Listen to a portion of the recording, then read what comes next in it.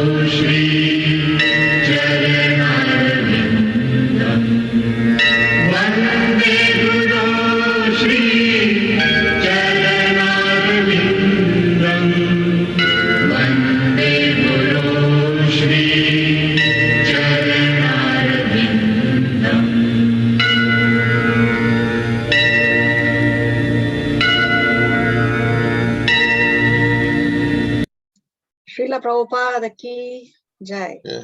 Jai. Okay, so what did we see in the previous class? We finished chapter number?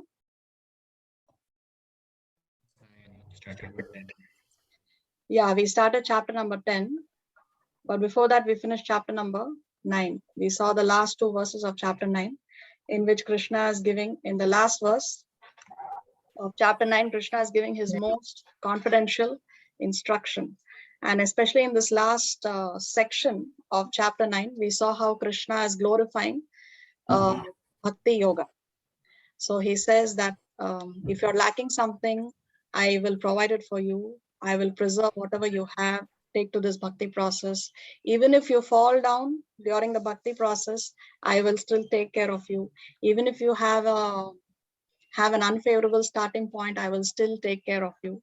So he is glorifying the Bhakti Yoga process, especially in this last section of chapter number 9. And he concludes by giving 4 instructions in the last verse. He says, engage your mind, always thinking of me, become my devotee, offer obeisances unto me, worship me, become completely absorbed in me. Surely, he says, surely you will come to me. So Krishna,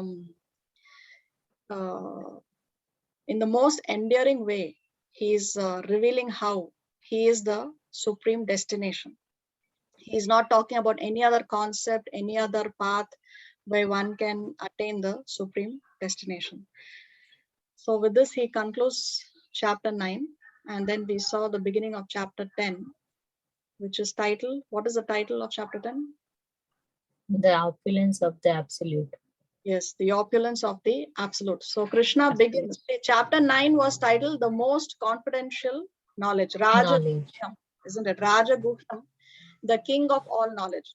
But here Krishna begins chapter 10 by saying that now I shall speak to you further, giving knowledge that is better than what I have already explained. So Raja Vidya, king of all confidential knowledge, higher than the king is the emperor. So now we are going to get knowledge which is even better than what he has already revealed. And then he goes on to say that actually nobody can understand my opulence. The demigods cannot understand, neither the great sages can understand. He takes these 2 categories especially because we know that the great sages, they are highly intelligent and they are very, very renounced as well. And the demigods are very, very powerful. So neither power nor intelligence nor renunciation also is sufficient to understand the opulences of Krishna. Still, we try to understand the opulence of Krishna. Why? Because opulence attracts. Opulence attracts. We get attracted to somebody who's very intelligent, somebody who's very beautiful, somebody who's very powerful, somebody who's very famous. So definitely opulence attracts. And in order to increase our attraction for Krishna, therefore he describes his opulences. Then Krishna says in verse 3 that he who knows me as unborn, Aja, he who knows me as the beginningless, as a supreme Lord, only that person is free from all sins. So here he is giving us partial benefit of knowing his opulences, which is that we will be freed from all sins. The full benefit of knowing his opulences, he will reveal in verse number 7, which we will see today. Okay, but verse number 3 gives us the partial benefit of knowing his opulences, which is to be free from all sins.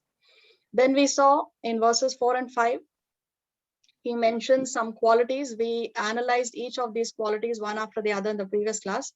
And then finally, he says that all these qualities are created by me alone, created by me. So everything, or even the qualities that exist, everything comes from Krishna. Then we read in the purport of Srila Prabhupada, he explains that nothing can exist independent from Krishna. Let's see if we can find it. That's a long purport. Say here, Krishna, Prabhupada explains, of whatever we find, good or bad, the origin is Krishna. Nothing can exist independently from Krishna. Everything has to come from him. So one may question, so how come even the evil, even the bad is coming from Krishna? So how did we answer this question in the previous class? Anyone remembers?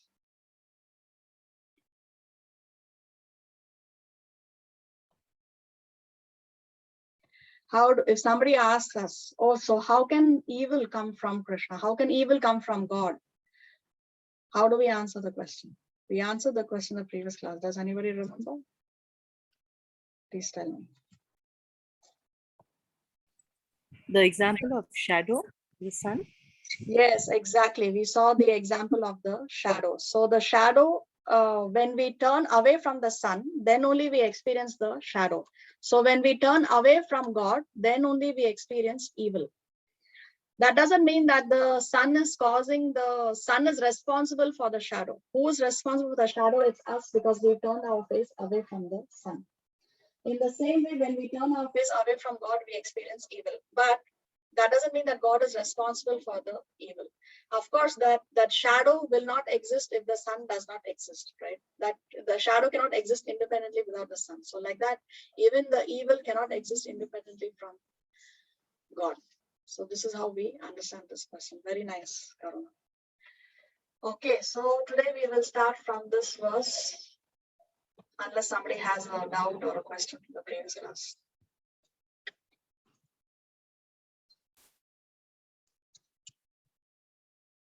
Okay, so we need 2 volunteers to read. Who can read today?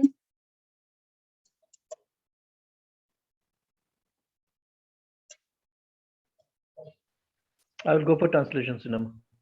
Okay, thank you, Supriya. And for the other text, any volunteers?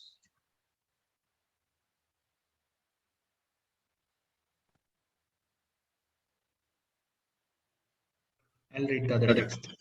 Okay, Nobody's coming. thank you, Krishna Kumar. Please repeat. Om Namo Bhagavate Vasudevaya. Om Namo Bhagavate Vasudevaya. Om Namo Bhagavate Vasudevaya. Om Namo Bhagavate Vasudevaya. Om Namo Bhagavate Vasudevaya. Om Namo Bhagavate Vasudevaya. Okay, so let's hear shloka number 6. महर्षयः सप्त पूर्वे चत्वारो मनवस्तथा मद्भावा मानसा जाता येषां लोक इमाः प्रजाः.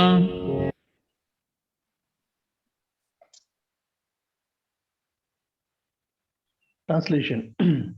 The 7 great sages, and before them the 4 other great sages, and the Manus, progenitors of mankind, come from me, born from my mind, and all the living beings populating the various planets descend from them. So in the previous verse, we saw Krishna mentioning some qualities, and he says all those qualities have come from him. Now he's even mentioning other people, how everybody, even people, have come from him. So what is he mentioning here? The 7 great sages, or the Sapta Rishis. No? So he said the Sapta Rishis have come from him. And before them, the 4 other great sages. So here the 4 other great sages refer to the 4 Kumaras, who are the sons of Lord Brahma. And then he says the Manus. We know Manu, we have discussed how Manu, the word man or Manushya comes from Manu. But there is not only one Manu, there are many Manus. We will discuss in detail. So he says that the Saptarishis, the 4 Kumaras, and the Manus, they have all come from me, born from my mind.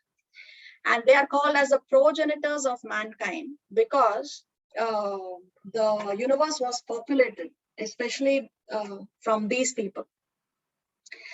And he says, and all the living beings populating the various planets descend from them. So that's why they are called as the Prajapatis, or the progenitors of mankind, because the universe was populated by them. Let's see a little bit more about them in detail. So the Sapta Rishis, they are the 7 sages who have a very, very long duration of life on the strength of their yogic process. So they live an extraordinary long life, and in the world of astronomy, they are known as the Little Bear constellation or the Small Bear constellation. So actually this Little Bear constellation is the abode of the 7 sages. Now every Manu has every period of Manu has its set of Saptarishis. They are not the same throughout. Okay, so how many Manus are there also we will discuss. Just for now to know, the Saptarishis of the first Manu are given in this reference, and the Saptarishis of the current Manu are different. If you see the names of the 2 sets of 7 sages, they are different. So every Manu has its set of Saptarishis. But what Krishna is referring to here is the first set of Saptarishis. Okay. Then 4 Kumaras. We know the 4 sons of Lord Brahma, actually when Brahma appeared from the lotus that came from the navel of Garbhodakashayi Vishnu, and he was asked to create. First, he created the 4 Kumaras. But these 4 Kumaras were so advanced that they did not want to populate the universe. They wanted to remain bachelors. They wanted to remain brahmacharis. Okay. And they always, they chose to remain as small children. They did not want to grow up. That's why you will see the 4 Kumaras always as 4 small children. But actually, they are self-realized. Okay, they are very, very highly advanced. Now coming to the Manus. In one day of Brahma, there are 14 Manus. Okay, every day of Brahma, there are 14 Manus. Let's read this text. Various Manus existing in one day of Lord Brahma are as follows. Swayambhuva, Parosika, Parosya, Uttama, Tamasa, Raivata, Chakshusha, Vaivasvata, Savarni, Daksa Savarni, Brahma Savarni, Dharma Savarni, Rudra Savarni, Deva Savarni, Indra Savarni. Thus, there are 14 Manus in one day of Brahma. In a year, there are 5,040 Manus. Brahma has to live for 100 years. Consequently, the total of Manus appearing and disappearing during the life of one Brahma is 504,000. This is the calculation for one universe, and there are innumerable universes. All these Manus come and go simply by the breathing process of Mahavishnu. Okay, so we know when Mahavishnu breathes out, all the universes are coming from the pores of his skin. So by just his breathing process, all these Manus, they just come and go. So how many Manus are there? There are 14 Manus in one day of Lord Brahma. So this is the list of the current day of Lord Brahma.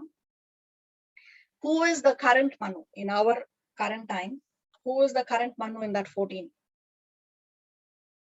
Vaivasvata Manu, the seventh one, right, Mataji? Yes, correct. Exactly, Gayatri. So our current Manu is Vaivashvata Manu. Okay. So what is Krishna saying basically? He's saying that all these Manus and the 4 Kumaras and the Saptarishis. So these are the Saptarishis of the first Manu, the first list that you see. All these are coming from me, Krishna says. So Srila Prabhupada explains this in the purport that when Brahma came out from the lotus, he not lasted 1,000 demigod years. He meditated because he didn't know, he's just come into existence. So he doesn't know who is he and what is the purpose for his existence. Therefore, he meditated for 1,000 years and then he got transcendental knowledge from Krishna via the flute, via the sound vibration of his flute. And then he started to create. So the first beings that he created were the 4 Kumaras. If you read this chapter from the Srimad Bhagavatam, we are not going to read now in detail. You can read it offline. But when you read this chapter, Canto 3, chapter number 12, you will see how Brahma has created. Very, very interesting chapter. So in the beginning, Brahma created the 4 sages, the 4 Kumaras, but they were unwilling to populate because they were highly elevated. And because they refused the instruction of their father, Brahma was very angry. And then from his anger, from between his eyebrows, Rudra appeared. And then he asked Rudra to populate the universe. That's why the name Rudra, because as soon as Rudra came into existence, he began to cry loudly. And then Lord Brahma told him that, okay, because of this, because you are crying, therefore your name will be Rudra. Rudra means one who cries or wails out loudly. So then he tells him that you will be known by 11 other names, and he gives the 11 names of Rudra, and he gives him the 11 names of the Rudranis, his 11 wives. And then he tells him that I want you to increase the population on a large scale. And then Lord Rudra, he started to create many living entities, many sons. But all of them started to devastate everything. They were devouring the universe, and they started to devastate everything, destroy everything. So then Lord Brahma told him that please stop. I don't want you to devastate. I don't want everything to be destroyed. Your job is to destroy. So when the time of dissolution comes, then you can do what you are doing. And then he tells Lord Shiva to go into meditation. That's the reason why most of the deities of Lord Shiva, you will see him in the meditation pose. Okay.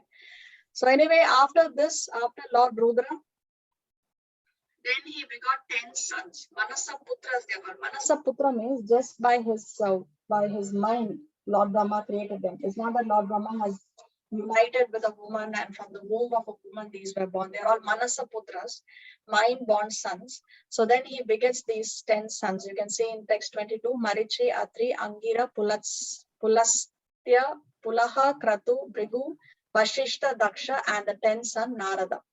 So these are the 10 mind-born sons of Brahma. And then he asked them to populate the universe, which they do to some extent, but it was not as much as Brahma would like.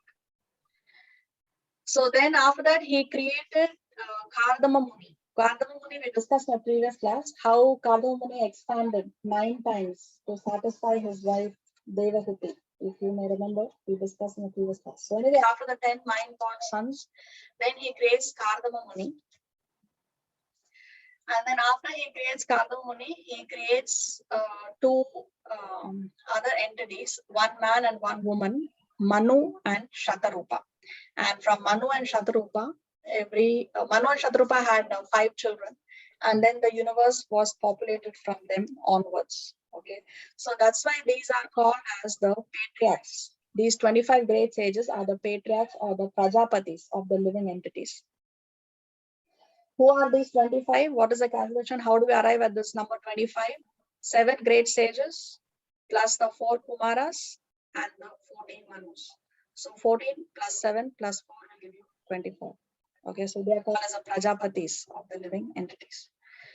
So Srila Prabhupada explains the purport that Brahma is known as Pitamaha. He is the grandfather because the universe was populated from his children. But Krishna is Prapitamaha. He is the father of the grandfather. Okay. So here is a list of the generations that came from Lord Brahma. First came the 4 Kumaras, then Rudra, then the 10 mind-born sons. He generates them from different parts of his body. Then Kardama Muni, and then Swayambhuva Manu and Shatarupa. Okay, let's go to 10 points. एतां विभूतिं योगं च मम यो वेत्ति तत्त्वतः सोऽविकल्पेन योगेन युज्यते नात्र संशयः. Translation. One who is factually convinced of this opulence and mystic power of mind engages in unalloyed devotional service. Of this, there is no doubt. So one who is factually convinced of this opulence, of which opulence? Of the opulence that all the things and all the people have come from Krishna. Because he's just spoken in the previous verse and the verse before that, that all these qualities are coming from him. So everything has come from him. And then in the previous verse, he spoke about how all people also have come from him. So now he's saying those who are convinced of this opulence, that he is the source of everything and every person, then as a result of that, what happens? Avikalpena yogena. Then that person engages in unalloyed devotional service. Avikalpena, unalloyed. There is no other mixture. There is no other concept. There is no other impurity in between. There is no materialistic desire. Avikalpena, unalloyed, pure devotional service. So if one is convinced of this opulence of Krishna, then naturally, as a result of that, he engages in pure devotional service, Krishna says. Of this, there is no doubt, he says. So you see, okay, another thing is here in 10.7, Krishna is talking about the full effect of knowing his opulences. In 10.3, he spoke about the partial effect, which is that we will be free from sinful reactions. In 10.7, he's talking about the full effect of knowing his opulence, which is that we will engage in unalloyed devotional service. So you see, Krishna, he is saying that Krishna is not a historical personality. He is not a mythological character from the distant past or he's not a character from history. He's actually that person who is being spoken of by all the great sages, by all the spiritual people, across all countries, across all religions. People may not realize that he is that person, but here Krishna himself is revealing this in the most enduring way in the Bhagavad Gita. So no other concept actually can be in line with what Krishna is so emphatically declaring in the Bhagavad Gita.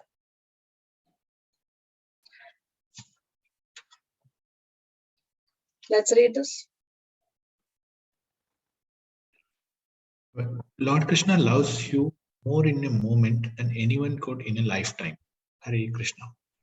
When one factually knows the opulence supreme, there is no alternative but to surrender to him. Purport 10.7. So Srila Prabhupada is explaining, see, because here Krishna says that when one is convinced of my opulence, then automatically he engages in unalloyed devotional service. Of this, there is no doubt. And Srila Prabhupada explains that when one actually knows the opulences of Krishna, then there is no alternative but to surrender to him. So one may ask, okay, there is no alternative, I have to surrender. So does it mean that I lose my free will? How to answer this question?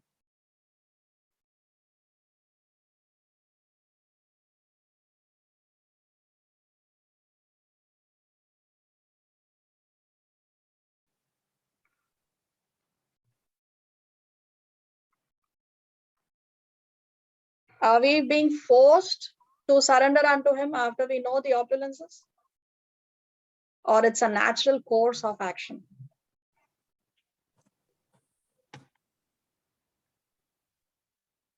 I guess the only condition Krishna puts out is that you continuously devote your life to me. That's it. And continue with your livelihood. I think principles of Hinduism also states the same. Like you can lead your life the way, but only remember Krishna throughout in what you're doing. I think there's no question that we have to give our free will. We are free to do whatever we are doing, and but only thing is that we have to remember him, whatever or whichever work we are doing. Yes, but this thing that we have to... Practically, our free will is totally frequented with the Krishnas. So there is no question to understand that we are surrender or not surrender or doing something else or nothing, because our nature will become like the teaching of Krishnas, you know. So it is automatically the life, natural life will be like that. So we don't feel like that we have surrender for something. It is our it will come in our habits and nature, you know. Yes, it will naturally come, because once we know the opulence of the Lord, then it is only natural that we want to surrender to Krishna. Initially, if somebody says, surrender unto me, our immediate question would be, why should I surrender unto? Who are you? But after we know the opulences, then it is only natural that we want to surrender to Krishna. So it doesn't mean that we lose our free will. Our free will is there. Other alternatives are always going to be there, right? Alternatives are always existing, but those alternatives will lose their appeal once we know the opulences of Krishna. That is, it's a natural course of action that happens. It's not that it is being forced upon us. Let us just read, see the answer. No, it means it is only natural that after knowing Krishna's opulences, we will surrender to him. Alternatively, alternatives are there. They will always be there, but they lose their appeal. Okay. So with this, we come to the end of section 1 of this chapter. In one line, if we want to summarize this section, we see that Krishna is the forefather of all the forefathers and all the demigods in the administration, because Krishna says everything comes from me. Now we come to the next section. This is called as a Chatushloki Gita, or the 4 nutshell verses of the Bhagavad Gita. If we want to summarize the entire Bhagavad Gita in 4 shlokas, then these are the 4 shlokas that summarize the entire knowledge. Okay, so we will see this section now. Let's hear the verse. Aham sarvasya prabhavo mattah sarvam pravartate iti matva bhajante mam buddha bhava samanvitaah.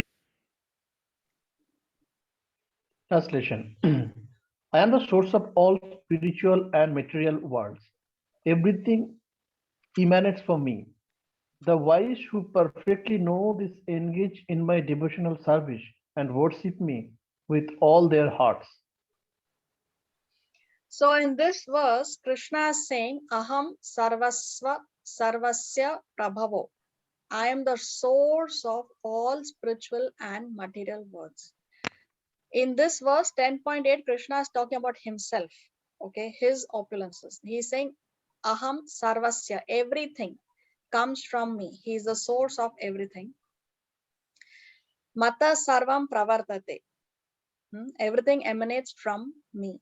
Then as a result of that, then what happens? The wise who perfectly know this, okay, the wise who perfectly know that aham sarvasya prabhavo mata sarvam pravartate, those who know this, then they engage in my devotional service and worship me with all their hearts. So Krishna in 10.8, he is talking about himself. And then Srila Prabhupada goes on to give various shastric evidences from the different shastras as to why Krishna is the Supreme Personality of Godhead. Let's read this. In the Atharva Veda, Gopala Tapani Upanishad 1.24. It is said, Yo Brahmanaha Vidhatai Purvam Yo Vai Vedams Cha Gapyati Ma Krishnaha. It was Krishna who is the beginning, instructed Brahma in Vedic knowledge, and who disseminated Vedic knowledge in the past.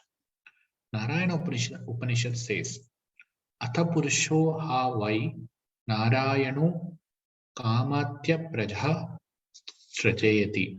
The Supreme Personality Narayana decided to create living entities. The Upanishad continues, Narayanad Brahma Jayate, Narayanad Prajapatehe Prajayate, Narayanad Indro Jayate, Narayanad Astau Vasau Jayante, Narayanad Ekadasa Rudra Jayante, Narayanad Dvadasa Ditya. From the Narayana, Brahma is born, and from Narayana, the patriarchs are also born. From Narayana, Indra is born. From Narayana, the 8 Vasus are born. From Narayana, the 11 Rudras are born. From Narayana, the 12 Adityas are born. The Narayana is an expansion of Krishna. So see, from Narayana comes Brahma, comes the patriarchs. We saw the 25 patriarchs, no? So from Narayana, Brahma is born. From him, the patriarchs are coming. From him, Indra comes. From him, the 8 Vasus come. Who are the 8 Vasus? Who is the famous Vasu in the Mahabharata? In his previous life, he was a Vasu. Who's that? No idea. Vashishta Maharshi. No. Bhishma? Bhishma, yes, Bhishma. Bhishma was a Vasu in his previous life, and he was cursed to take birth on earth and live an extraordinarily long life. Okay, so anyway, the 8 Vasus are demigods in charge of administrative affairs, and they reside in heaven. So then, okay, so coming back, from Narayan come the 8 Vasus, from Narayan come the 11 Rudras, which we also discussed. And from Narayana also the 12 Adityas are born, the sons of Kashyapa Muni. Okay, so from him come the 12 Adityas. We will discuss this in more detail in the upcoming shlokas later in the chapter. Then this Narayana is an expansion of Krishna. This Narayana from whom everybody else has come, this Narayana is an expansion of Krishna. More evidences. Let's read. Brahmayo Devaki Putra. The son of Devaki, Krishna, is the Supreme Personality. Narayana Upanishad 4. Eko Vai Narayana. Asin na Brahma Nesano Napo Nagni Somayu Meme Vav Aprithvi Na Naksatrani Na Surya. In the beginning of creation, there was only the Supreme Personality Narayana. There was no Brahma, no Shiva, no water, no fire, no moon, no heaven and earth, no stars in the sky, no sun. Maha Upanishad 1.2. The Maha Upanishad is also said that Lord Shiva was born from the forehead of the Supreme Lord. Thus the Vedas say that it is the Supreme Lord, the creator of Brahma and Shiva, who is to be worshipped. Okay, so Lord Shiva was born from the forehead of whom?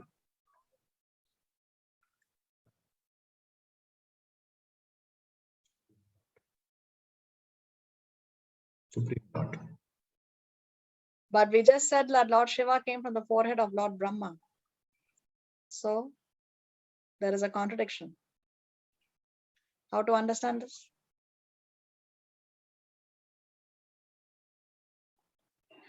Okay, so we have to understand that there are so many universes, there are millions of universes coming from the body of Mahavishnu.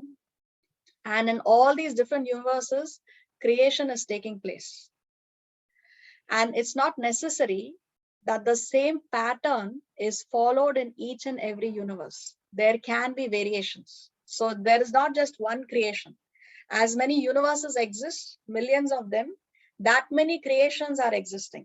So it's not necessary that a set pattern is going to be followed in creation in every universe.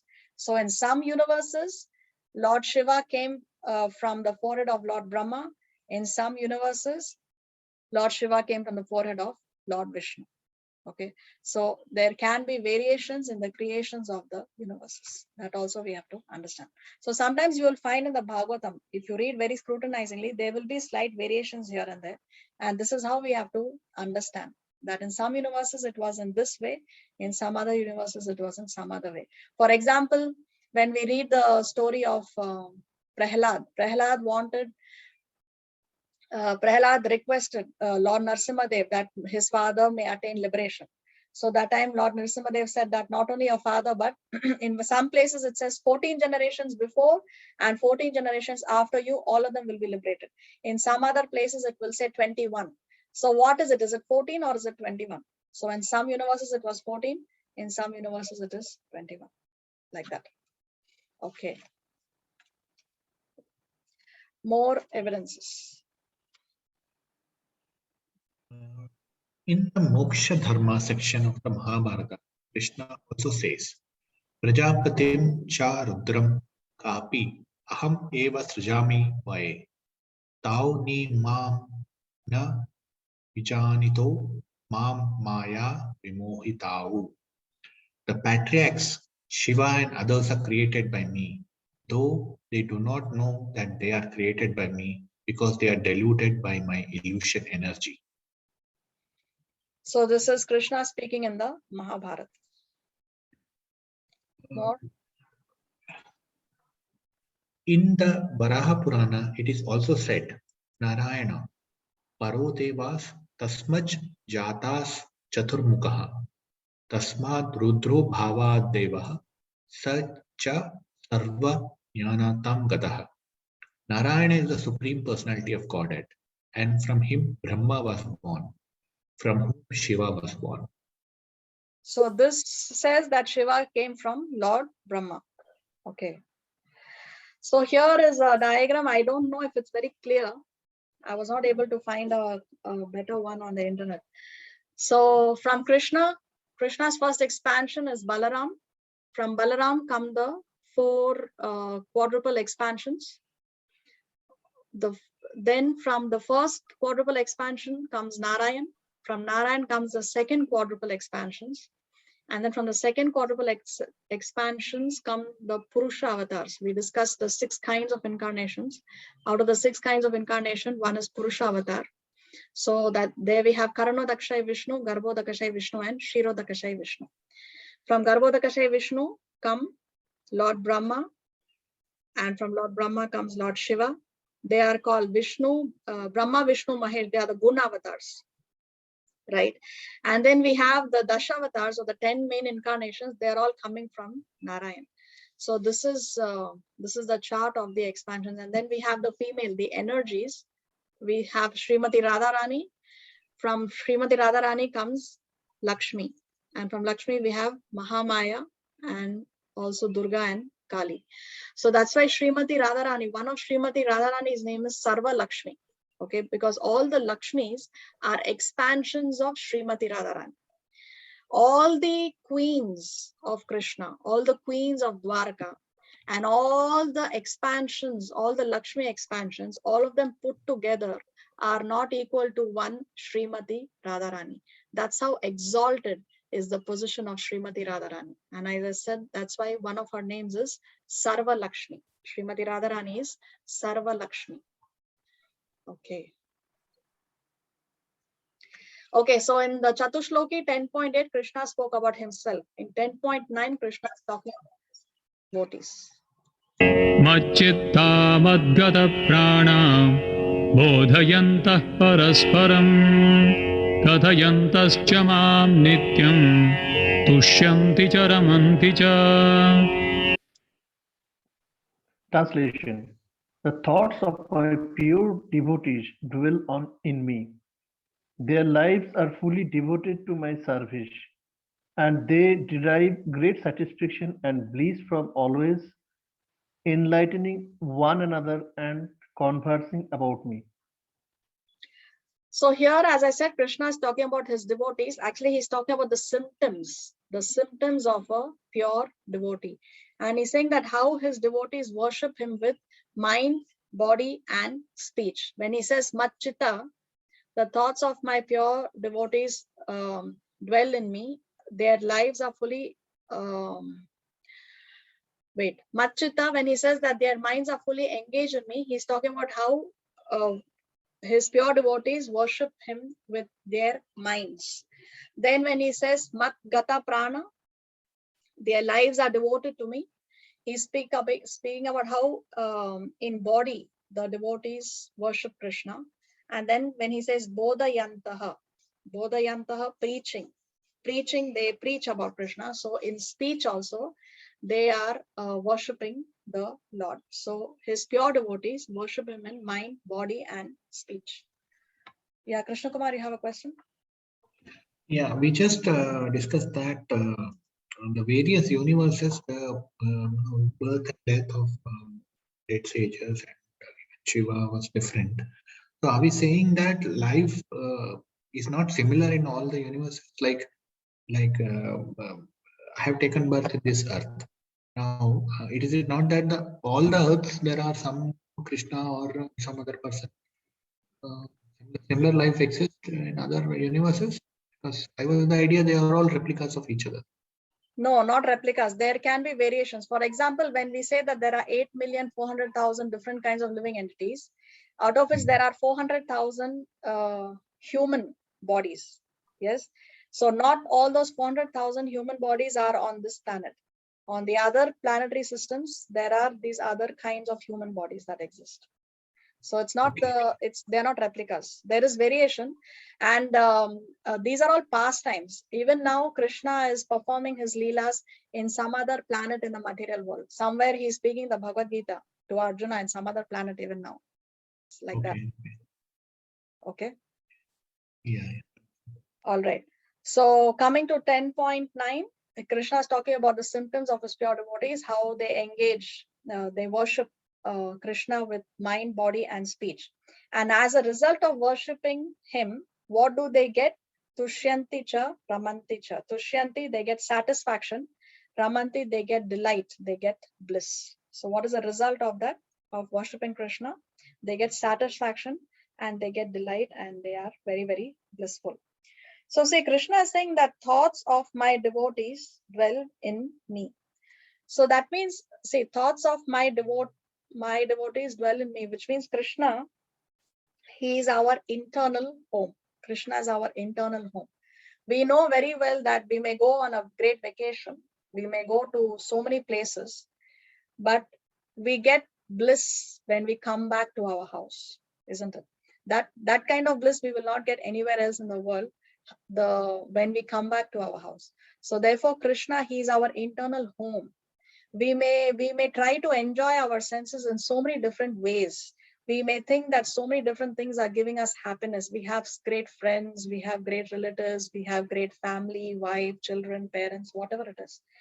But finally, the satisfaction and the bliss that we will get from Krishna, that we cannot get from anyone else. Because ultimately, we are coming from him. He is our source. So he is our eternal home. Okay.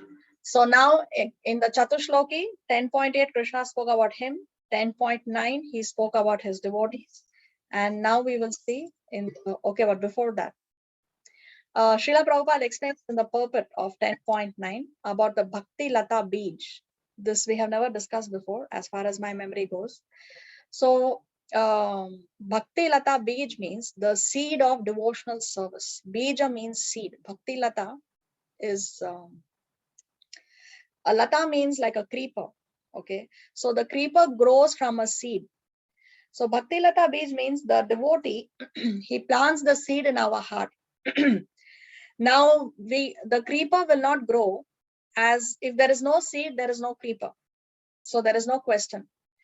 But once the seed is planted, the creeper will grow provided we water the seed properly.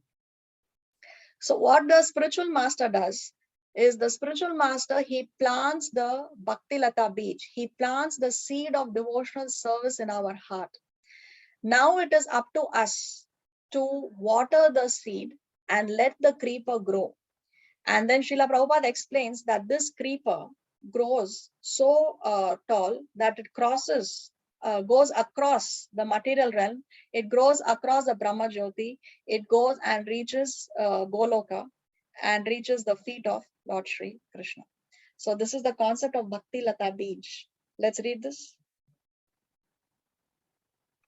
Bhakti Lata Bija. Bhakti Lata Bija means seed of devotional service.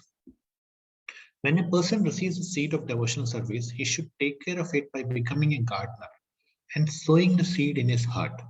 If he waters the seed gradually by the process of Sravana and Kirtana, hearing and chanting, the seed will begin to sprout. CC Madhya 19.152 translation. When a person receives a seed of devotional service, he should take care of it by becoming a gardener and sowing the seed in his heart.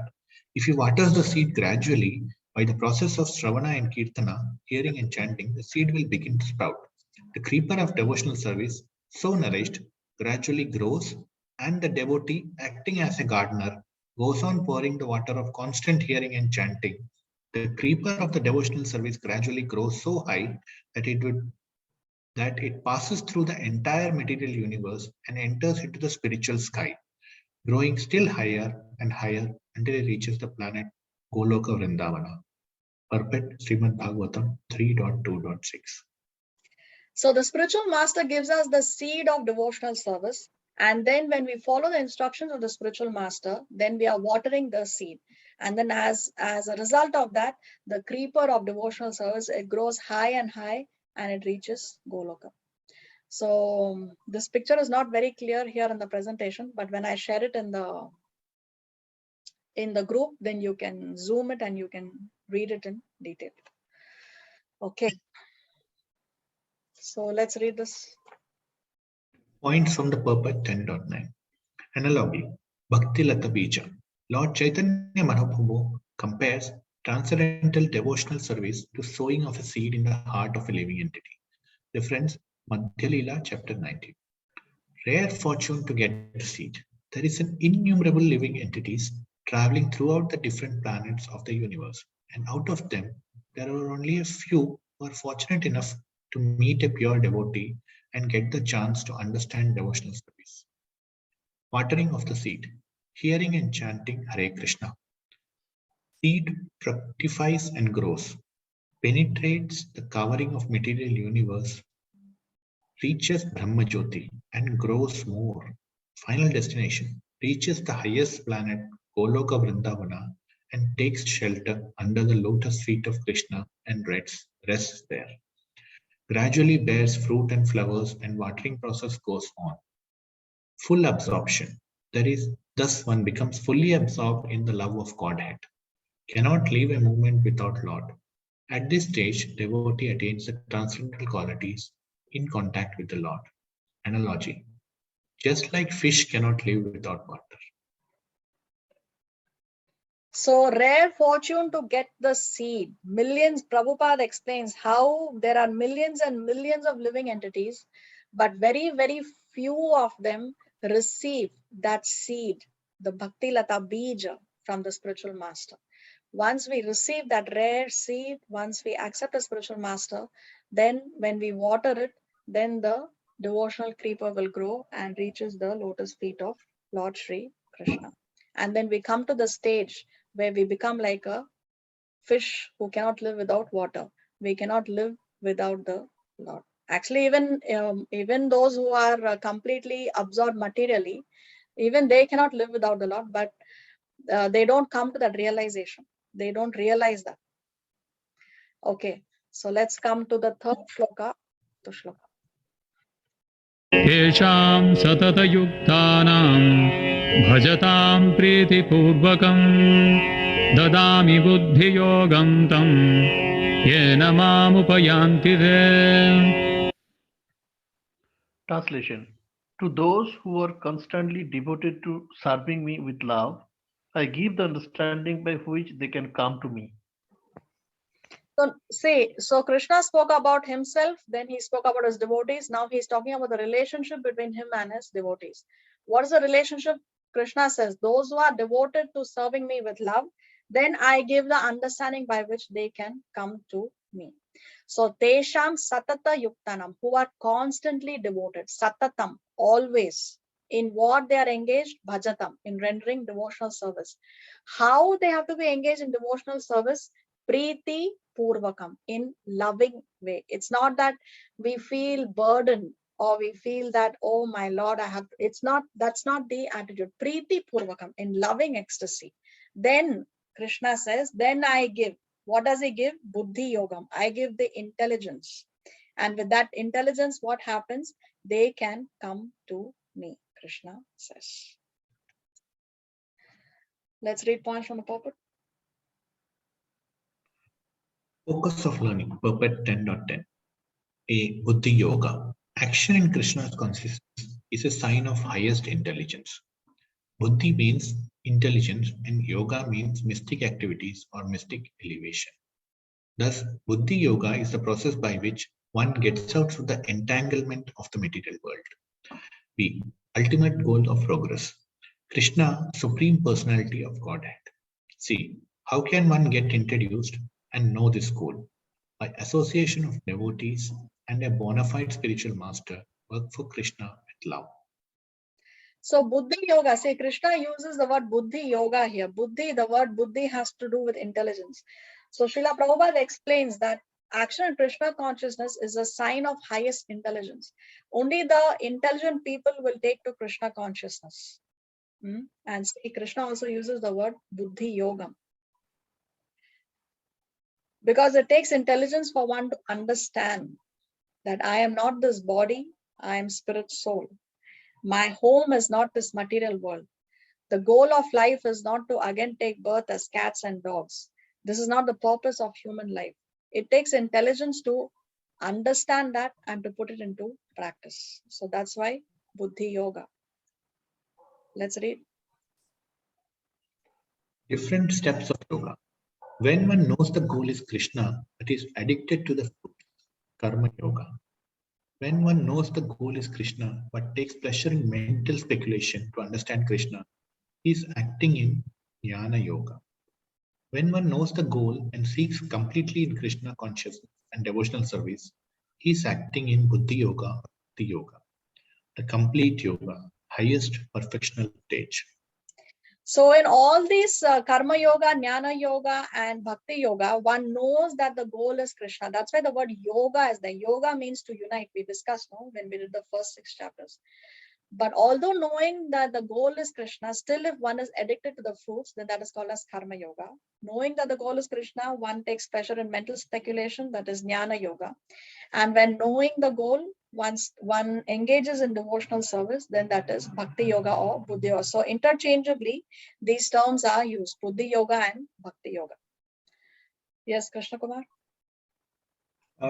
In nowhere, I'm not saying we shouldn't have a spiritual master, but nowhere Krishna says that directly that you should have a spiritual master to understand me. Obviously, we are using Prabhupada's books to understand Krishna and get this knowledge. Why is it important that I'm not going to sway away from my understanding on my own. I'm saying I will refer to the books alone. And whatever Prabhupada has written, take him as the guru. Like I'll give an example. When Dronacharya was teaching, there was Eklavya who did not present before him physically, but he overheard his conversations and accepted him as a guru.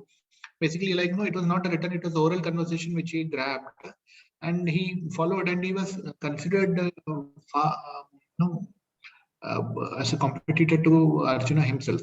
So I'm saying, why do we need a physical spiritual master to guide us where we have Prabhupada's books or other authenticated material which we can use and attain Krishna? Yeah, so why we need a physical guru is because we may accept somebody as a guru, but how do we know if the guru has accepted us as a disciple? It's a two-way process. Your question is very, very important, Krishna Kumar. Very, very important question. We can discuss 2 hours on this question. Okay. And coming to Ekalavya, that's the mistake Ekalavya did. He accepted Dronacharya as guru, but Dronacharya did not accept Ekalavya as his disciple. And that's the reason why he was asked for his thumb. Okay. It's like we are taking for granted that somebody else is going to accept us as a disciple. Like marriage, no? I may accept somebody as my husband, but that man also should accept me as his wife. Otherwise, marriage is not going to take place. So guru-disciple relationship also is like that. Both have to accept each other. Both have to accept each other. The guru has every right to reject a disciple. The guru has every right. Why? Because when a guru accepts a disciple, then he absorbs, he takes away all the karmic reactions of that disciple from his past. Everything is absorbed by the guru. I don't know if I said this, that when I accepted initiation, the next day I was feeling very light. And did I say this? My spiritual master explained that that's how I'm supposed to feel, because all my past karma, the burden of my past karma is off my shoulders in a flash like that. So the guru, because he absorbs all the reactions of the disciple, therefore the guru has every right. If the guru sees that this disciple is not going to follow my instructions in the future, or the guru is, or the disciple is not yet ready to take the vows and to follow my instructions, then the guru will reject the disciple. It's not compulsory that every guru has to accept the disciple that approaches him. So if we don't accept a guru who's physically present, how do we know if that person has accepted me as disciple or not? And when we do that, then we are cutting the line of disciplic succession, the guru parampara. Guru parampara means I have a guru, that guru has a guru, that guru has a guru. It goes like that. That is the parampara system. And when I accept somebody else as guru, then I'm cutting that guru parampara system itself. And in that case, then why should I accept Prabhupada as my spiritual master? Why should I'll accept his guru as my spiritual master, Srila Bhakti Siddhanta Saraswati Thakur. And why should I accept Bhakti Siddhanta Saraswati Thakur? I'll accept his guru, Srila Gaurakeshwara Dasa Babaji. And why should I accept anybody else? I'll directly accept Krishna as guru. It doesn't work that way. We need a physical guru because we want to make sure that the guru also accepts us as the disciple. That's why we have to have a physical guru who's physically present. Shall I speak 1-2 sentences? Yes, no, first does Krishna Kumar, are you convinced or you have any further questions on this? No, I think the idea is like, I am accepting somebody as my guru, even though I may be following the Krishna conscious path of attaining to Krishna. There are certain things which I miss out, or I think the guru is needed for guiding me through those cycles. Yeah, so guru is needed. Yeah. See, okay, first of all, let me come to this. There are different kinds of gurus. You have Shiksha gurus and you have Diksha gurus. Diksha guru is one who formally accepts you as a disciple. There is a yagya in ISKCON. There is a yagya and the guru accepts you formally and the disciple take some vows. Okay, we take a vow at the time of initiation that I will chant minimum 16 rounds every day and I will follow the 4 regulative principles. And the guru takes the responsibility of the disciple. Srila Prabhupada explains that unless and until every disciple that the guru accepts does not go back to Godhead, the spiritual master has to remain on the material plane because he has taken responsibility of the disciple. So when a guru accepts you as a disciple, then it's the guru takes the responsibility. He makes sure that you reach the final destination. For that also guru is very, very important, because otherwise without somebody taking the responsibility of you, then we are like orphans. Nobody has taken the responsibility. So see, we cannot do it on our own. We need somebody who is going to take us there. The spiritual master, he puts our hand in Krishna's hand. That is what the spiritual master does. He connects us. He is the link. But otherwise, without the guru, then nobody is going to make sure that we reach the final destination. Then we are on our own. Correct. Yeah. So Srila Prabhupada is our Shiksha Guru. Of course, he is the founder Acharya of ISKCON. And because we are reading from his books, we have all this knowledge. We have this entire Veda base because Srila Prabhupada. No doubt, Srila Prabhupada is our Shiksha Guru.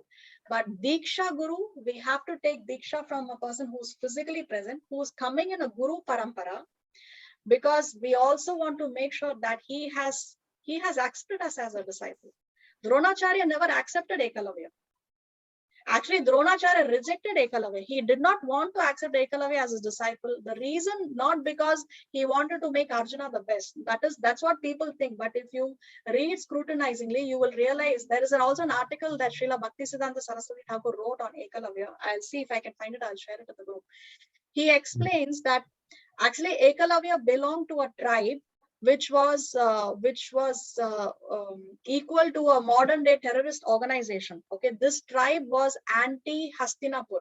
They were anti the king of Hastinapur. And Dronacharya knew that if I train up Ekalavya, he will use his knowledge against the king. And Dronacharya is employed by Hastinapur. He is working for Hastinapur. No, he was employed by the king of Hastinapur to teach the children to teach the royal children. So therefore, Dronacharya rejected Ekalavya. And indeed, no. I just add one point. See, even though Dronacharya rejected, we all agree that he rejected. But see, when a guru rejects me, then he should not take Guru Dakshina from me. But Dronacharya accepted Guru Dakshina. So he's like, no, yes, you are good, but I do not want competition for Arjuna. That is why I am accepting you as my Shishya, but instead you give me your thumb. So thereby he is telling, okay, you come to me, but I am disabling you.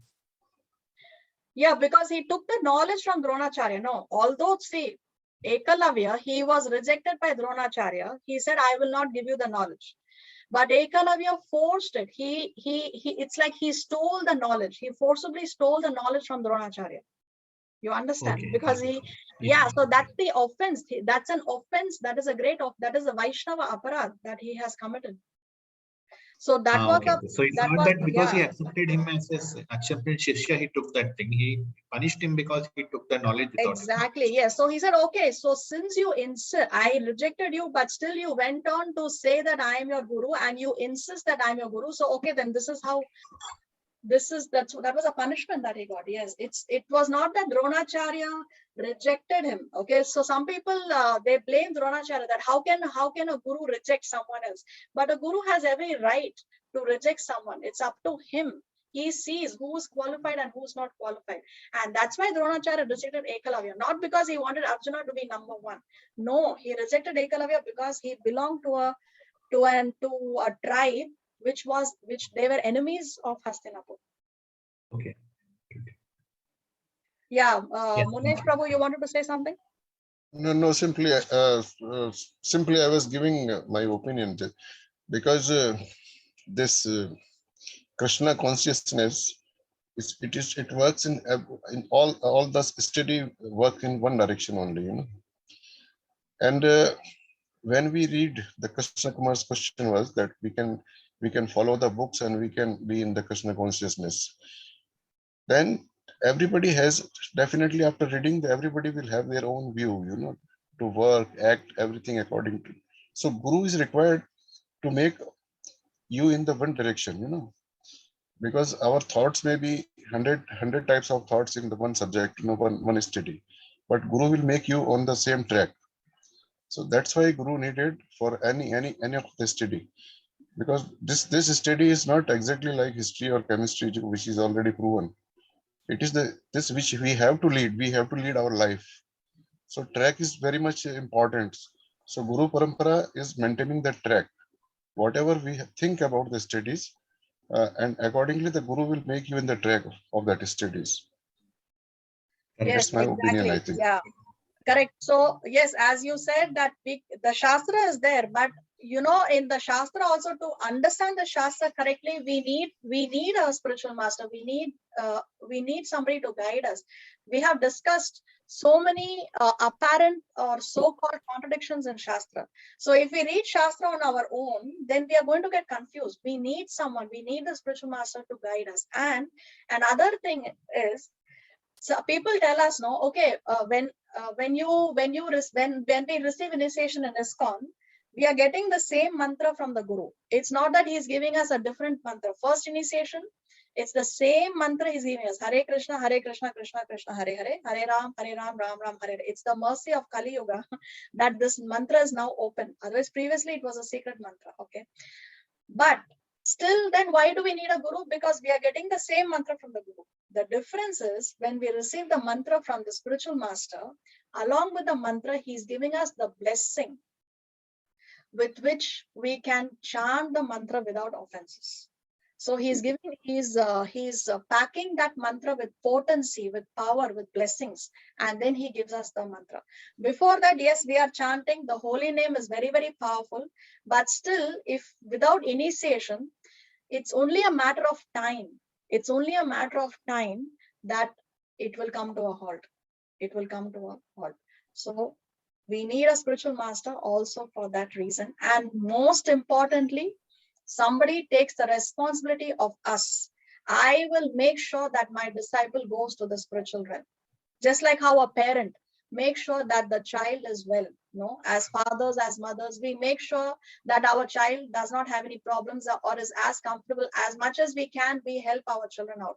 Like that, the spiritual master takes the responsibility of us. Without a spiritual master, then nobody is making sure that we reach the spiritual realm. So then we are like spiritual orphans. Okay. Thank you very much. You're welcome. Okay, let's proceed. Let's read this. Lord gives the intelligence in Bhakti Yoga. Krishna helps.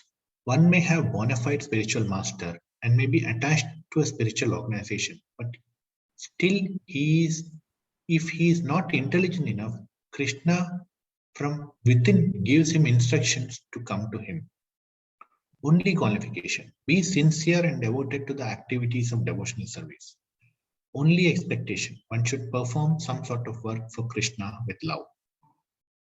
So one has a guru and one may belong to a spiritual organization, but still if he's not intelligent enough, then Krishna from within will give us instructions. So that's what we call as consciousness.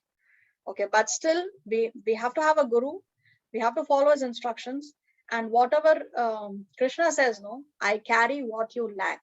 So if we are lacking intelligence, Krishna carries that intelligence. He gives us intelligence from within.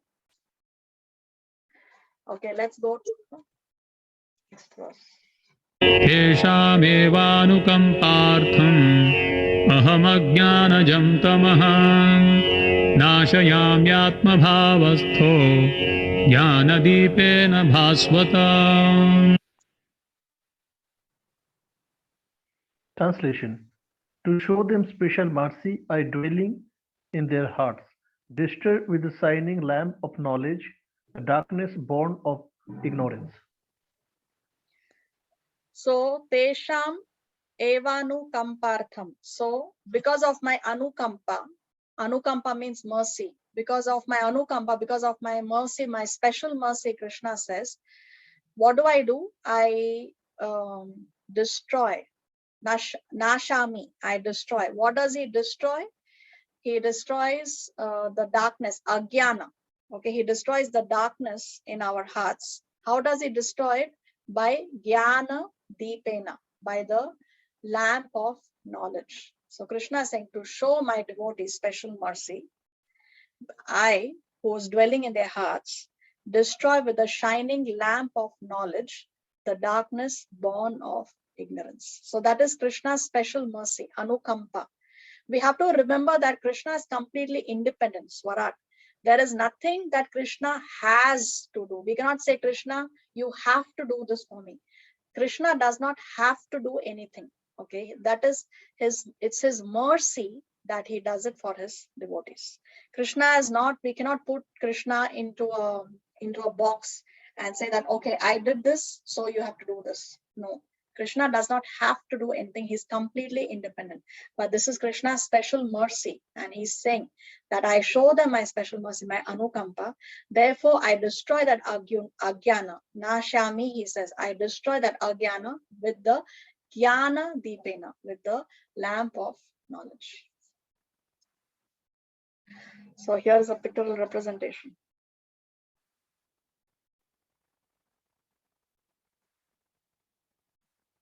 Okay. Okay, so here we have the 4 nutshell verses 8, 9, 10, and 11. As we discussed, 8, Krishna talks about himself. 9, Krishna talks about his devotees. 10 and 11, Krishna is talking about the relationship between himself and the devotees. So what is this interchange? What is happening between the two? Now, let's discuss some questions. Based on these shlokas, very, very carefully, scrutinizingly, we have to read them to be able to understand, to be able to answer these questions. Let us see who can answer. Based on these 4 verses, knowledge leads to devotion or devotion leads to knowledge? Okay, that's not off, that's or, it's a typing error. I will correct it later. So knowledge leads to devotion or devotion leads to knowledge. Bhakti comes from buddhi or buddhi comes from bhakti. Who can answer? And whatever is your answer, based on which shloka is your answer, please explain. I think devotion leads to knowledge. Devotion leads to knowledge. Okay, so what is the reason for this answer? Why do you say so? Sloka 11 of chapter 10. Shloka 11. So Shloka 11 says, to show them special mercy, I, dwelling in their hearts, destroy with the shining lamp of knowledge, darkness born of ignorance. So you're saying devotion leads to knowledge. Does everybody agree? Yes. Okay. Yes. Yes, Mataji. Yes. Devotion leads to knowledge. But how did the devotion come? I think it's mutual. It's mutual, which means devotion comes from knowledge and knowledge comes from devotion, like that? Yeah. Okay, very nice. Does everybody agree?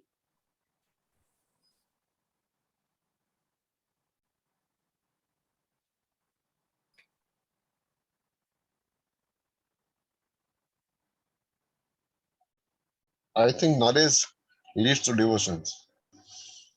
Knowledge leads to devotion. So based on which Because verse you are because saying? if you will not have a knowledge of devotion, how can you make the devotions, you know?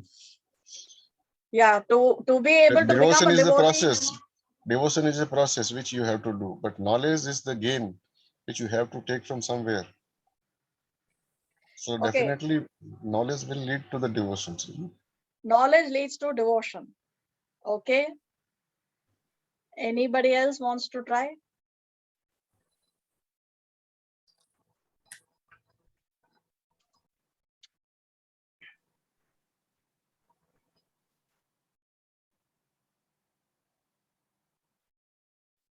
See, 10.8. The wise who perfectly know this engage in my devotional service. So knowledge comes first, right? Krishna is saying those who know this, which means those who know my opulence, which means there is knowledge.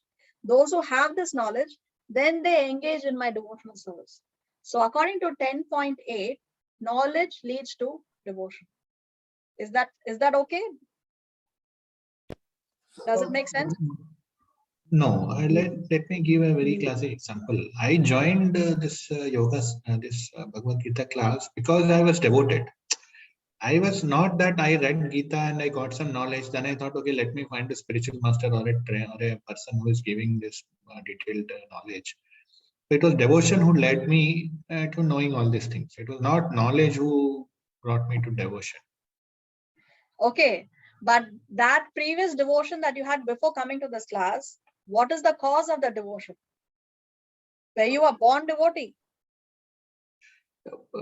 Yeah, you cannot say like that. See, first of all, there was some karmas which led me to be born into this family, and then see our forefathers, parents, and everybody. We got naturally attracted to this. It was not knowledge. No, they did not impart any knowledge which says that okay, you have to be a devotee, then you will gain something. Other than like lighting the lamp and praying for. Yeah, so you were born in a devotee family, but still because you took birth.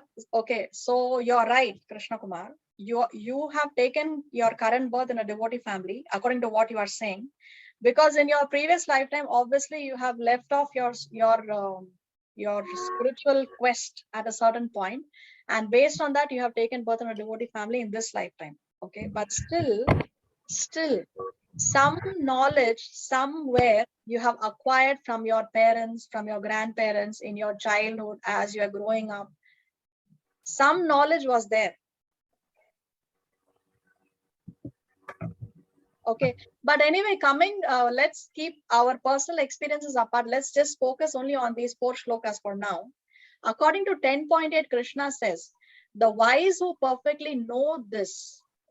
So those who have this knowledge engage in my devotional service. So what Krishna is saying here is, from knowledge comes devotion. Yes or no? Yes, Krishna is telling that, but I think in previous classes we discussed about a devotee who was not able to read anything. Means he was illiterate completely, but just because his spiritual master told him to read, he used to keep the books upside down and just remember Krishna. It was pure devotion. He had no knowledge of himself. It's only okay, like as you're telling, from his previous birth, he brought some knowledge and he knew that he has to be in devotion, but that is the only knowledge he had. Yeah, so I think that is the knowledge that he had. No, that's the point. That's the knowledge that he has. Knowledge doesn't mean to be materially educated. Knowledge is different. We are mixing 2 things. Knowledge means he has the understanding. That's why he is able to interpret the Gita perfectly.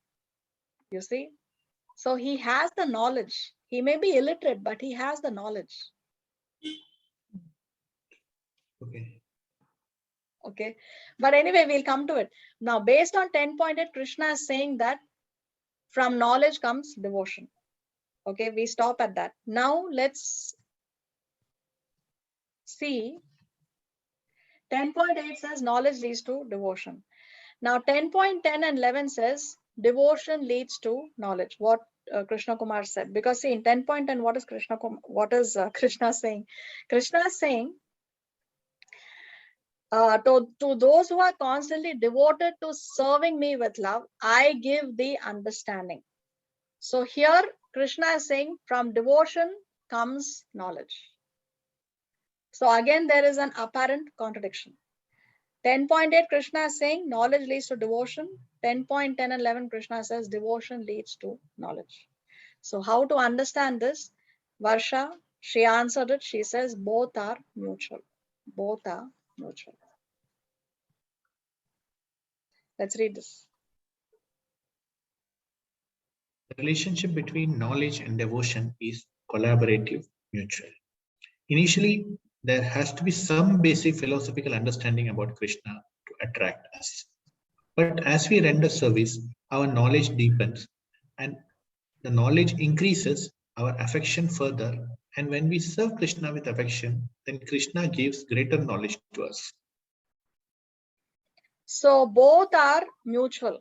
Okay, both knowledge leads to devotion, devotion leads to knowledge. Then as we have more knowledge, then there is more devotion. As we engage in more and more devotional service, then Krishna gives us more and more knowledge. Krishna is giving us more and more realization. So both are mutual. But initially, the initial attraction, the small little bit of devotion that comes, the slightest of streak of bhakti that we may have, some initial knowledge is important that we may get from our parents, from our teachers. Maybe we see something on television, something, some basic little bit of knowledge is required for us to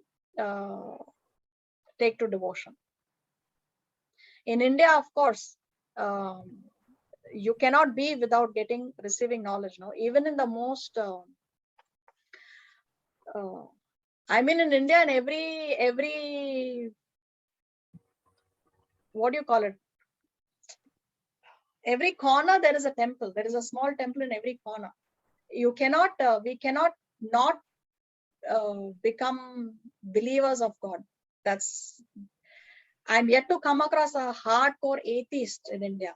Even a hardcore, even somebody who calls himself an atheist, you just press him a little bit, immediately say, hey, Bhagwan. It naturally comes out of the mouth, right? Even in, I mean, there is Ganesh Bidi in India. There is Brahma beer. Even in these simple things, God's names are there. So it's India, the land of India is like that. So some knowledge, some basic knowledge, initial knowledge is required. Even though we are carrying it from the past, the faith is coming from the past, but still in this lifetime, some initial that lesson comes from someone. Okay. All right. Also, I think that your devotion would also increase if you have knowledge. If you know who is Krishna, you will get devoted to him, right? Exactly, yeah, Krishna. That's why he says, no, that's the reason why he's explaining his opulences, so that it increases our attraction to him. Correct. That's why we read the Shastra. That's why we need the knowledge, because knowledge leads to more knowledge, will lead to more devotion. And then as we are more and more devoted, as we render more and more devotional service, then Krishna also reciprocates more and more. Correct. Okay, let's read this. Does bhakti depend on buddhi? No. Bhakti is completely independent. It does not depend on anything. Srimad Bhagavatam 2.9.36. Sarvatra Sarvada. Bhakti can be practiced in all circumstances, in all space and time, and both directly and indirectly. Agyata Sukriti. Sukriti done unknowingly. Gyata Sukriti. Sukriti done knowingly. Sukriti, spiritual pious karma. Many people who do not have knowledge about Krishna still render devotional service unknowingly. Honoring prasadam, hearing the Mahamantra, seeing the deities of Jagannatha passing by the street, and Sukriti develops enough faith. Faith develops. Faith develops. Okay. Faith develops. So what about those people, let's say somebody is born in a Western country and he's born in a family of hardcore atheists. They have no knowledge, they have never read any book, and no teacher in school has taught them anything. The parents don't teach them anything. They've never associated with them. Then what about those people? Now, even such people can come to bhakti because by performing Agyata Sukriti. Agyata Sukriti, they are rendering devotional service. Agyata, unknowingly, they are rendering devotional service. So we have explained so many times, no, the power of prasadam. Always we speak about prasadam. So even by just eating prasad, one is beginning his devotional service. Just honoring prasad is also devotional service. That's why Srila Prabhupada would insist so much on the distribution of prasadam also.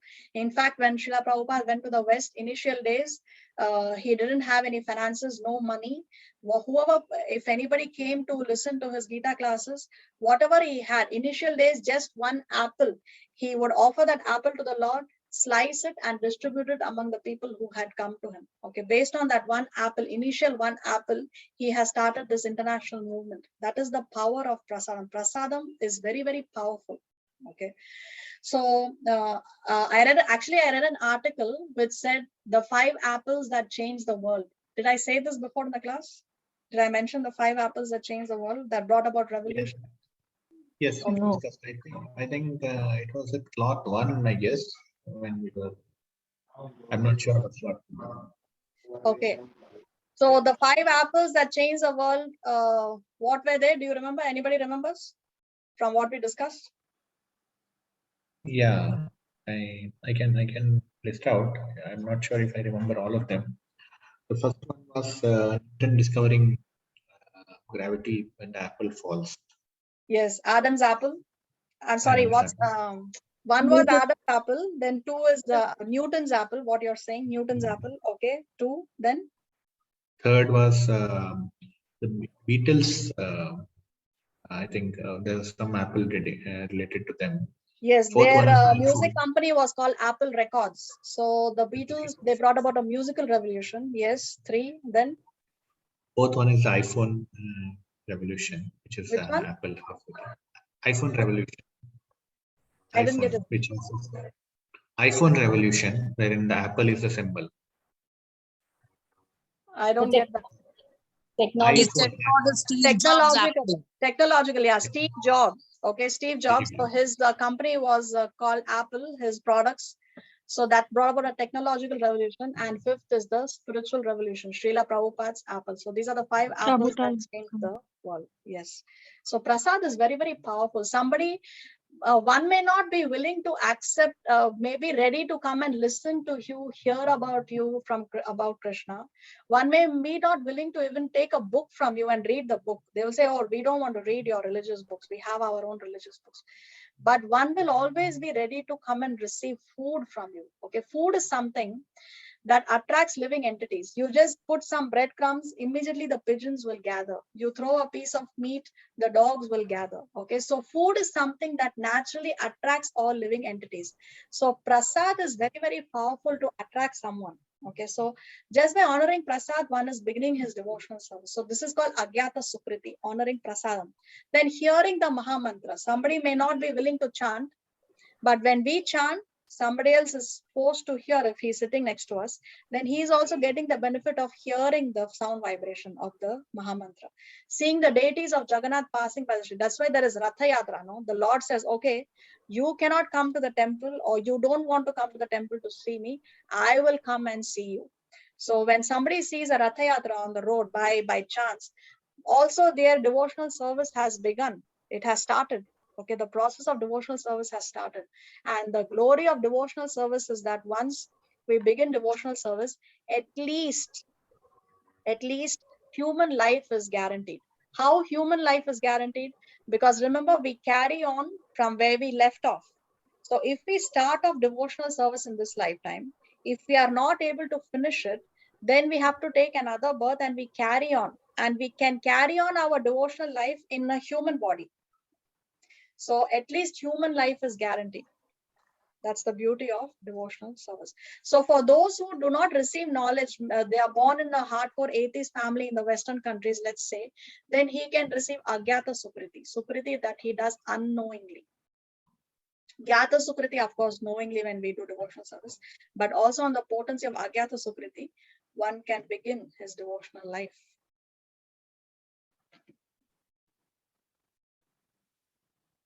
And what if one does not even, if one is not engaging in any kind, he's not come in touch with, he's not doing any Agyata Sukriti also, and he's born in an atheist family, then for such a person, is there any hope? The hope is if by chance he comes in touch with a devotee, then also his devotional life can begin. This is what happened when Srila Prabhupada went to the West. When he went to America, the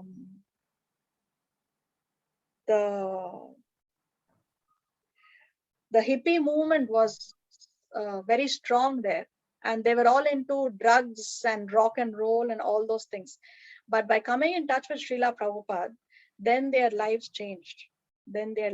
So when we come in touch with a devotee, even if we don't have Agyata Sukriti and we don't have Gyata Sukriti, coming in touch with a devotee also can kickstart the devotional process. So there are 9 stages of Bhakti Yoga. It begins with Shraddha, faith. Initial, some faith should be there. Then Sadhu Sangha. Now here the association with devotees means serious association. Somebody is willing to sit with you, listen to you.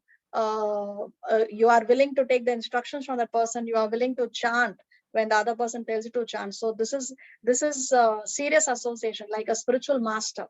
Okay, so then under the instruction of the spiritual master, one begins bhajana kriya. One begins to perform devotional service. Okay, I promise the Guru, I will chant 16 rounds and follow the 4 regulated principles. So that is bhajana kriya. Then as we chant, as we follow the 4 principles, then comes anartha nivriti. We decrease our unwanted attachments. Then we automatically, we don't have the taste for unwanted things which we previously would have enjoyed, say watching a movie, spending 6 hours to watch a cricket match. Slowly, automatically these things do not interest us. Okay, then comes nishta, we become steady. Now, okay, 16 rounds every day, 16 rounds, it's going on continuously. We are steady over a period of time. It's not that one day 16, one day 5, not like that. Then we develop a taste. Now we come to the stage where we are beginning to enjoy the chanting. Okay, initially probably we did not really enjoy it. We didn't look forward to it, but we are doing it because we have promised it to the Guru. It's like a commitment that we have to fulfill. But now we are looking forward to it. Ruchi, the taste develops. Then comes Ashakti. Then attachment. We are attached to that devotional service. Then comes love. Now we love to do it. Okay, we are really looking for. We feel so incomplete without doing it.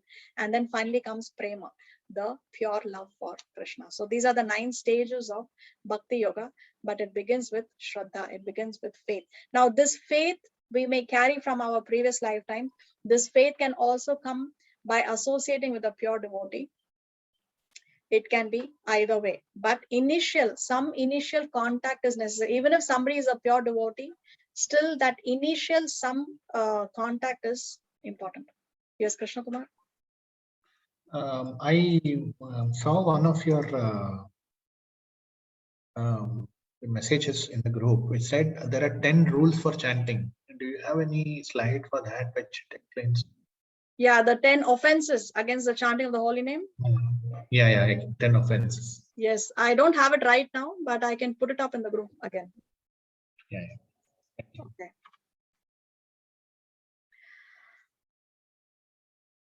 So section 3, I think we'll stop here. We'll continue in the next class. Srila Prabhupada ki Jai. Jai. Jai. Jai. Jai. Okay, so I want to say that next week we will not have class because I have my program, home program. So I will see you around in 2 weeks from now. And there is a problem with, 1 second. Let me share the screen.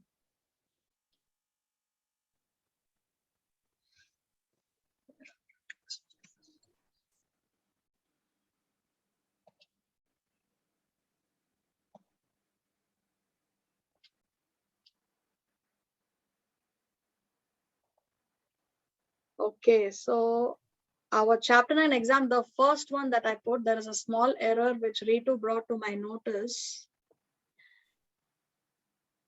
For those who have started working on it, don't worry, nothing drastic.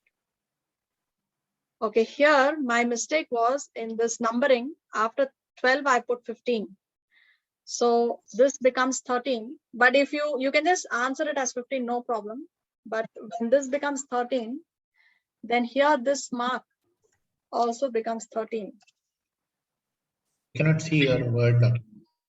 Oh, you're not able to see. 1 second. You can only see the Explorer.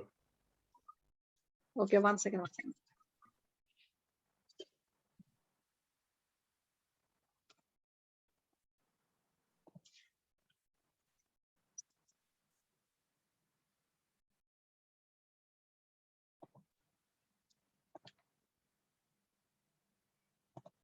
Okay, can you see it now?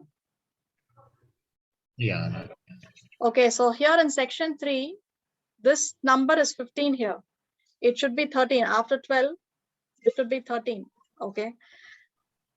And here, obviously, since there are only 13 questions, here you get 13 marks. And therefore, in the final paper,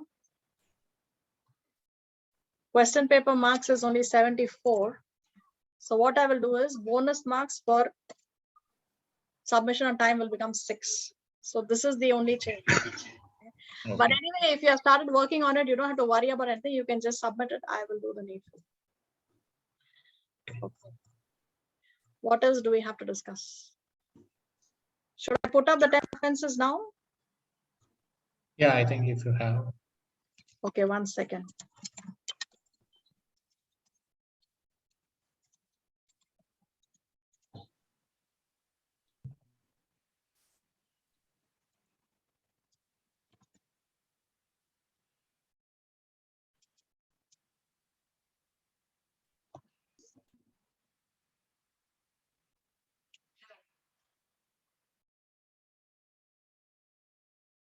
read it loudly?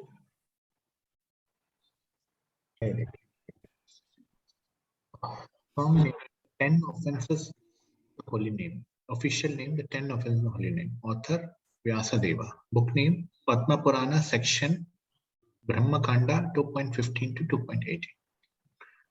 To blaspheme the devotees who have dedicated their lives for propagating the holy name of the Lord.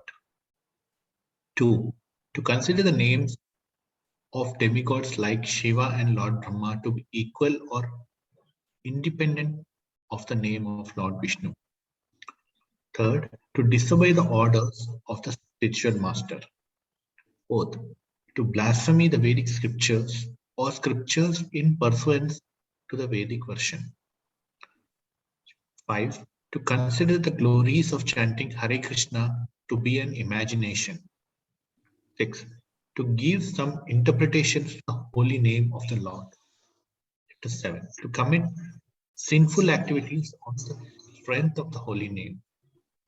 8. To consider the chanting of Hare Krishna as one of the auspicious ritualistic activities which was offered in the Vedas as fruitive activities, Karma Kanda.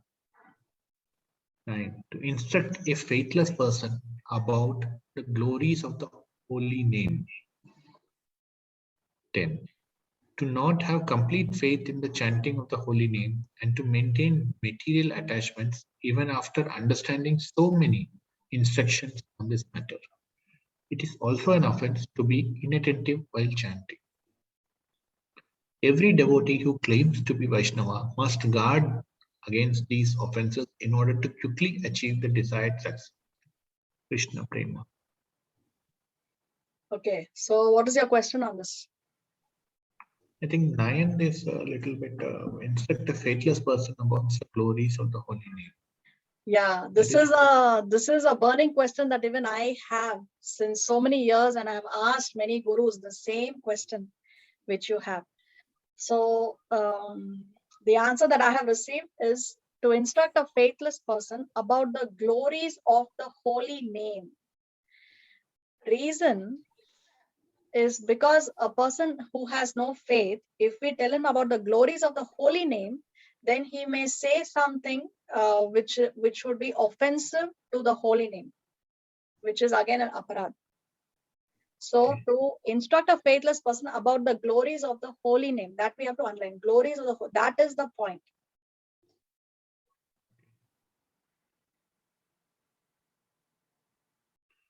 Also, I have doubt,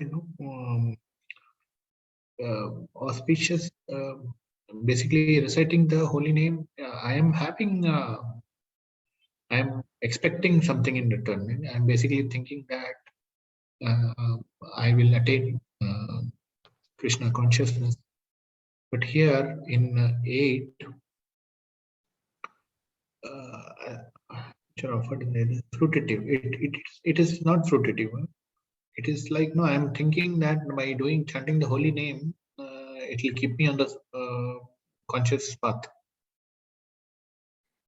Yeah, so that is a spiritual desire. That's not a material desire. Okay. Material. Correct. Thank you. Okay, you're welcome. Anything else we need to discuss? We have Chandar, who is joining us for the first time from Salem. Welcome to our group, Chandar. Very happy to have you here. I hope you can continue to attend our classes in the future. Can you hear us?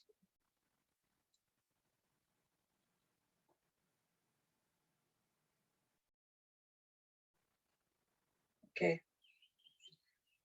All right. Anything else we need to discuss?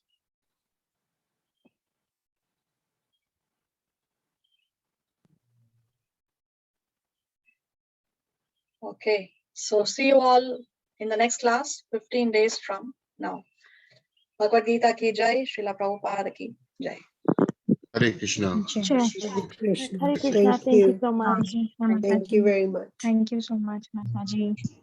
Hare Krishna.